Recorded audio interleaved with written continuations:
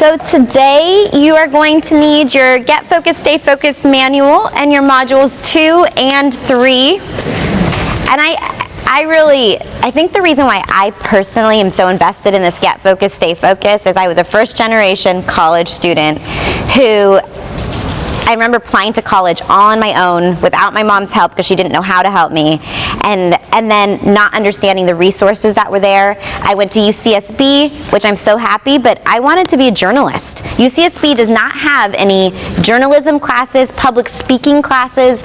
It was not the right choice. I think I was meant to be there, but it was not the right choice. And I just think, who told me that? Why didn't I know that? And so I love that example because I think that's part of my passion for this, is if we can get them access to that information, then hopefully there's less students who go to a UC thinking they're going to get career preparation. You know what I mean? It's a research-oriented school, or, making those mistakes. So thank you for sharing how our past really does influence it. And I think, too, somebody shared yesterday about guest speakers being your own staff members. We have some staff members who've had the very straight, linear path, and they have things to share, but we have other staff members who've worked in industry, who've been in other professions, who have spouses or have experiences. Maybe they're even entrepreneurs, in the afternoons. Can we invite them to be guest speakers and use them to share their experiences? I think that was a fabulous idea and something we're trying to do. I would also add our students. If we're trying to get more students who are wanting to take advanced level or dual enrollment or CTE tracks, have them come in and share their experiences. Let them be the speakers or the advocates to your students, and then also to faculty. And I will share this later on, but just one tip. We have a student panel that comes in and shares the benefits of the program to our faculty. And we did that before we ever enrolled the modules.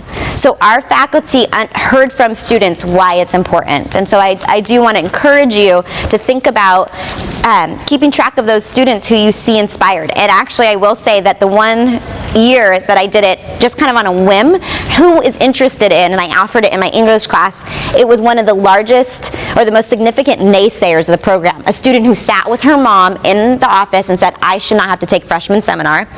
And she asked to be on the panel to talk about the benefits. I did not know that change had happened. I mean, I saw a change in her attitude, but it was her sophomore year after the summer, and she said, no, I want to be on the panel and talk about how I gained from this experience. So just as kind of an idea for you to use. So what we want to start with today is to dig a little bit deeper into Module 2, which we went over yesterday. And we're going to do the same format as we did. We have the time, materials, front-loading, lab requirements, and enrichment activities. We're going to spend about 10 minutes doing this. At 5 minutes, I'll say we're midway there, and then we should be ready to present in 10 minutes. So I'm going to assign you the modules that you identified, or the lessons, as the most important to your students, and then we'll move on from there. So if you can I'm going to have you guys do, Amy, will you help me with this? Just help me keep track. If you will do 2. Next one is 4. 4. 5. 6. 9. 10. You guys are 10? Okay, that's fine. Let's do 11. 11 here. 14. And yeah. So let's do, instead of 11, do 14 and 15. So 14 and 15. Okay, you're going to be 14 and 15. Is that good? Okay, so those of you who were not here yesterday, the directions were to look in the module to that lesson, get out your Get Focused, Stay Focused manual, turn to section 5, which has lesson plans in there, and to determine, because you are the experts to know how long it really will take, right, or can get a sense of that, the time, materials, any concepts that need to be front-loaded, and let's do that. Do this. What did we learn yesterday about the vocabulary that they have in the modules? What do they do if it's a new term? Bold. They bold it. So let's list any words other than the bolded one, because that's already been identified as something that needs to be front-loaded. Module 2 instructions start on 5-71. Perfect. if a computer lab is needed, and any enrichment activities. All right? So we'll bring you back together in 10 minutes. One of the things that this curriculum emphasizes is thank you notes and letter of resignation. I can't tell you how many of my high school students have been like, I just didn't show up when I was done, you know? And teaching about how you continue, even if you're leaving something or even if you don't, like how you continue that relationship, but if you do need that recommendation or that reference that you've ended in a way, or if you've interviewed for a job, that thank you note and the importance of it. So kind of building that in to it. It's interesting though, because we have kind of a culture that elevates, like if a company treated you horribly, to like just kind of ream them, but how much that damages that relationship. What was there was something on like a very successful business person who basically wrote a horrible letter and then blasted it on the internet. Did you guys see this? Oh, I'm sorry. It was one of those like, and I'm not remembering the company, but just how much that damages the relationship. Or even like somebody who worked at Starbucks who then wants to work at Coffee Bean and thinks it might be good to badmouth the other company, right? And really how that's not good at all. Just kind of like having those really practical conversations about the skills they need to be aware of. And this is real, right? 11th grade, they're like, oh, okay. We did learn that timing is really important with 11th grade. And waiting till the end of the year, or towards the end of the year, when the reality of the applications is kind of ever present, versus the beginning of the year when they are stressed out about their coursework and now having to think about their future. So I think that there is some, that's just, you know, if you have to do it, you have to do it. But just like as a buy-in piece, that might be helpful to do it second semester. Well, and I use this example with my freshmen sometimes of not just waiting until you get into the career field to learn that skill of I want to make good impressions on the people that I know are going to be my bosses one day. Like Victor today was like, I'm not going to tell you what advice to give to my principal because he might be my boss. So one of those things that it's a teaching moment for a lot of our students, whereas I have freshmen, I'm like, think about the people and teachers on this campus who lead sports teams, clubs, organizations that you might not be eligible for until you're a junior or senior, but you might have the opportunity to have them as a teacher, as a freshman or a sophomore. What impression are you making on that instructor? And then when it comes time for them to pick their team for that leadership organization or that sports team, did you make an impression that says, I'm somebody who's going to work hard and I'm somebody who's going to dedicate myself to this program or an organization? So that impression starts when they're a freshman, not just when they're going to apply for that club or that organization. Perfect, thank you. So we're going to be walking through Module 3. So if you can put away Module 2. I just wanted to, again, at the beginning, I like to throw out some ideas as you're thinking through. Again, I've mentioned this, every lesson begins with reviewing the 10-year plan. During the first week of school, could every English teacher, and let's take English teacher, could the entire school bring their class into the lab to review their 10-year plan? If you divide the lessons between both semesters, that would be 7 lessons per semester, or 8. If you did the first. So sometimes I think phrasing it in a way that makes it sound less cumbersome is really important. And then finally, in your manual, if turn to 911, there is a chart that shows which lessons go together. So some people want to piece it out, and you have to be strategic. Like think about Module 1, they have the autobiography, right? That has to go together. So if you look there, it talks about common timing questions. It actually has suggestions on implementation. Actually, it's 914. 911 has which lessons go together, and then 914 has more ideas on how to implement it. So 911, which lessons go together, 914 on how to implement it. Module 3 is the only one that's time specific because we're actually walking them through how to do it. And it's preparing to act on your 10-year education and career plan. I'm going to skip that. So students begin by reviewing their 10-year plans.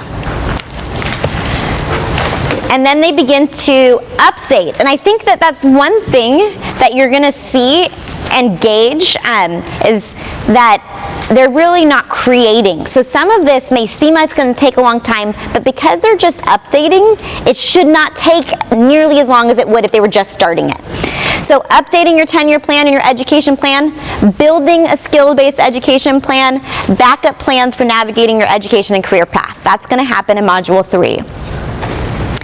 And we've talked about this, but what is the distinction-based, skill-based education plan versus a student education plan? And I do want to refer you to a really important chart in the Get Focused, Stay Focused manual.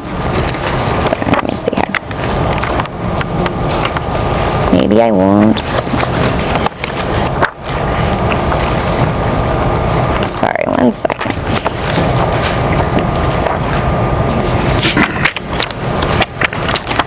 I will show that to you. There's a list that has them side by side. I will tell you in a few minutes because I don't want to spend too much time. But if you want to have a conversation with your faculty about how this curriculum is different than their own education experience, this is a really great way to have that conversation because it includes your chosen career and your lifestyle. So when we think about wanting to teach our teachers to be, or students, excuse me, to be continual learners, I think one way is to say it's not just about your career, right? It's also about the lifestyle that you want. Those people who are passionate about music or art, how can we encourage them to continue to be learners? And I think there's a really practical piece to this that even I have to ask myself, and so I was thinking about it. Let me see here.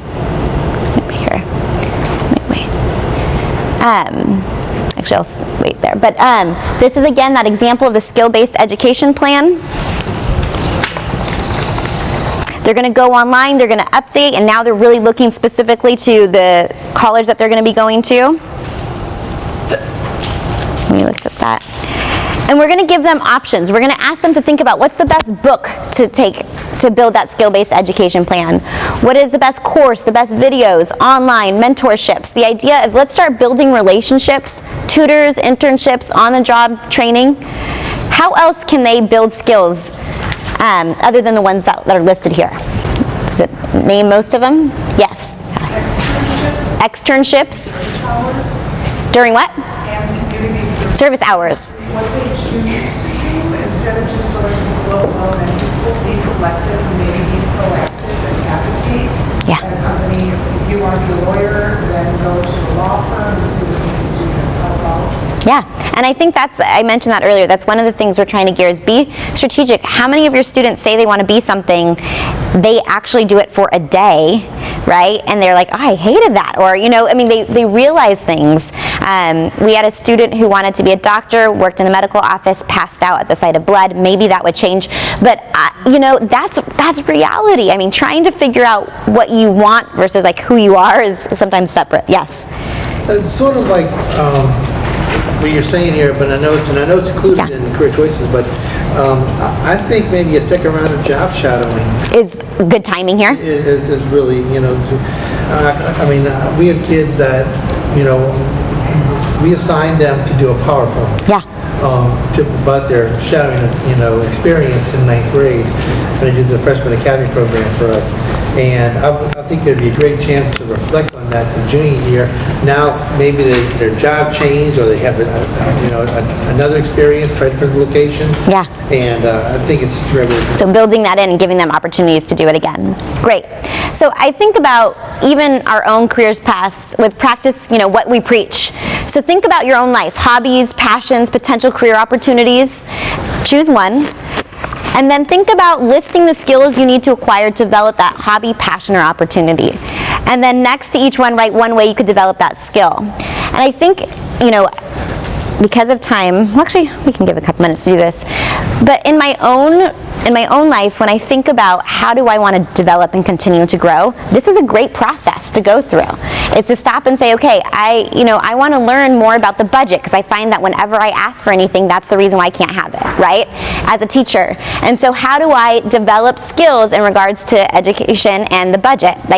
What am I going to do that? Because that seems to be the biggest obstacle I have to get through sometimes. So the balance of Module 3 prompts students with tools to get ready, to actually do the work at this point.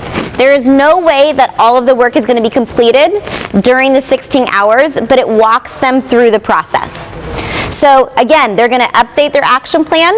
They're going to have that college planning timeline. How many of you steal Avid's college planning timeline and give it to all your seniors? Anybody?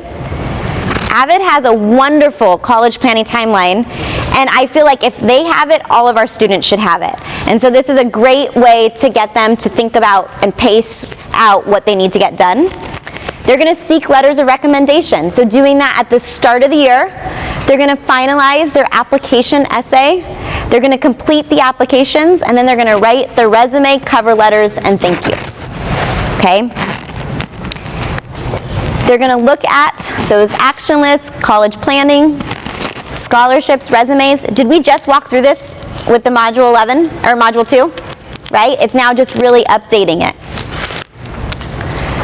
They're going to go through, review financial aid. Having that FAFSA person come in would be great. They're going to complete the college applications online. They're going to look at my next steps after high school graduation and the most appropriate college for my career and life goals. And they have websites that will really walk them through that process. So we have some tips for you.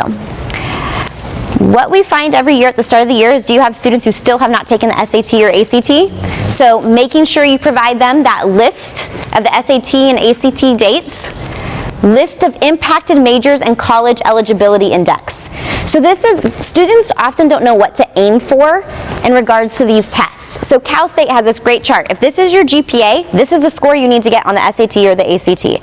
That is powerful information. If you have a lower GPA, but you're super smart, right, and you're just not, those aren't meeting, then you actually have an opportunity to get a high score on the SAT or the ACT that will make you eligible, even though your GPA isn't strong. That's powerful information for our students. Those kids, you know, I know them, those GATE kids, right, who are bored in class and they slack off, but they're super capable. They see this and it inspires them. Oh wait, I still have a chance. Lesson 8 is the local scholarship list and guest speakers. So we have Santa Barbara Scholarship Foundation that'll come in and speak with us, and so students will actually get the list of local scholarships that they can apply to. So partnerships are so important. A financial aid guest speaker, and then just like with Module 2, Purdue OWL resources for resume and cover letter. So again, same skills that we've been using, now they're finalizing it. It's becoming real. And then for lessons 12 through 15, college or career, this is the point at which it no longer is time sensitive. So you have to get lessons 1 through 11 done at the beginning of the semester. Lessons 12 through 15, we actually do at the end of the year with our seniors. And it's part of our final project. So we look at whether college or career and how they go together. They, actually let's skip it. They're looking at their coursework here. What's nice is they have a place inside the 10-year plan where they can keep a list of all the classes that they've taken, dual enrollment, AP, and they can see how that might play out on their transcripts, which I find that they really like that. They practice mock interviews, class schedule, online course schedule, and then they update their 10-year plan for the final time. I did want to share with you the way we do our senior project. We have our students in their freshman year complete a mock interview and have a career portfolio. That's the end of their freshman year class. For seniors, we have the exact same project, but appropriate to the seniors, where they have to have a career portfolio, and during finals, we divide up our students over the 3 days in their English classes. They all come in with professional attire and their career portfolio. So we have students who, freshmen and seniors, who are walking around together. The seniors are like, you have an interview today? Yeah. Do you have an interview today? Yeah. And they're kind of like pounding it. So there's part of our culture is that during finals, people are dressed professionally. And there's also that kind of mentorship of, here, we're in this together. And they are equally as stressed out. So it's quite fun, and it's something that we really have chosen to do in our English 12 classes, and then and we began their freshman year. They can see their growth. It would be amazing to videotape both and then juxtapose them so they could see themselves. We haven't gotten to that point yet. But that's how we end the senior module. A few more tips. 11, 14, 16 are part of the senior project. The career portfolio is modeled after freshman year. Exit interviews completed in English classes I just shared. And let's see. I want to remind you that the modules are Common Core aligned, They are hybrid of learning, and you can do them in a flipped classroom module. I think that should be progressive. 10th grade, I will say, they need more support than the 11th and 12th graders, and I think that's just the reality of implementing the modules. Amy, would you add anything based on your experience with the modules and the 12th graders? Yes. Well, so we did the first half of the senior module, because this year we had it in our advisory period. We're going back to the core class model that we had the year before, because we wanted to test it out, see how it worked, see where it fit best for our school, and we found that in our English and history classes it fits best. So this year's seniors, their first semester, they did it with the master advisory teachers in their extended learning classes, and then they finished it in their English classes with their career portfolio. I find that when it is in their English classes, their writing is much better. Because their teachers are there to help them, and the feedback that they're getting is more immediate versus us then going back to look at their plans and look at what they've written. I would say I love the mock interview, and I think I have a soft spot in my heart for the mock interview because I do it with the freshmen, and just being able to see them. For example, one year Erin got sick the week of finals, and or something, but I got the opportunity to do the mock interviews for the seniors, and they were the same ones that I had as freshmen, the same students. So getting the opportunity to see them as freshmen and then see them again as seniors doing their mock interviews, their professional attire has gotten better, they're much more articulate. So I just think, as Erin said, maybe the juxtaposition of videos, it's just such a unique opportunity that they don't get usually until they're in college or out of college. Most of us, our first professional interview is not until we're actually going to apply for a job, and we're terrified. So the opportunity to do it not just once as a freshman, but also twice as a senior, where they're now entering into that, as Victor puts it, the real world, nobody else is going to help you time. I think it's a great opportunity for them to see what real life is going to be like. And I always tell them it's a mock interview, but a mock interview can be a real interview. And I said, you don't know what the person does on the other side of the table. I tell my freshmen, and I know we tell our seniors, because they're volunteers from Partners in Education. They might have a internship that they're looking to fill, and you interviewed so well that they offer you that position. So it could be a mock interview, but every mock interview is a real interview. So I want to end, after we've gone through all of these modules and the content of the modules, with a video that's called the 4-year plan, which as educators that means something very specific. But I think that this is highlighting what we are trying to avoid by providing students the resources that we are, and I think you will find it quite humorous. Remember, you need anything? We're just a phone call away. Don't forget to register for classes just as soon as they open, okay? Hey, Mom, Dad, relax. I'm going to make the most of these 4 years in school. I have a plan. Freshman year, I'm only going to take intro courses or easier classes. Just kind of like whatever I feel like. Definitely nothing with a writing assignment, though. But I thought you were majoring in English. No, that's just going to be my first major. Sophomore year, I plan on changing it at least 3 more times. And eventually, I'm just going to choose the one that I have the most number of credits in and has the least number of classes before noon. Which actually won't even make much of a difference anyway, because I won't be going all that much. You won't be going to classes? Academics aren't necessarily going to be my focus, if you know what I mean.